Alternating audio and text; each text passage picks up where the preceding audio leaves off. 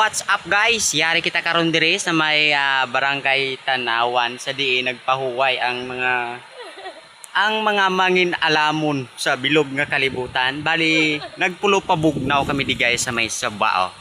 Kung sa diin yari kami dire nagapungko sa bato kag hindi sa madugay mamusaw nga linawan. Ato no da.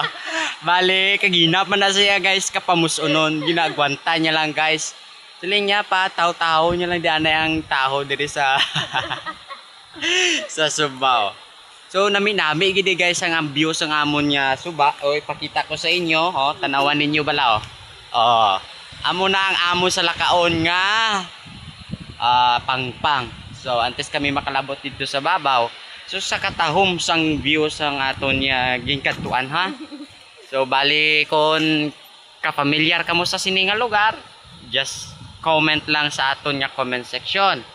Upod sa aton nga halangdon nga dinapit nga kapamusonon siya maga-vlog man guys oh.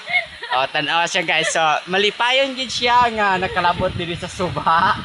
Kay siling niya guys, halin kita sa malawig nga lalakton, tabo kita sa suba, anggo ta sini Barikoson. So hindi man maglayo-layo guys Oh, bali just follow lang, subscribe sa aton nga channel, sa aton nga FB page, i-like, follow kag share lang sa mga mamiyamsta da, mga papiyamsta.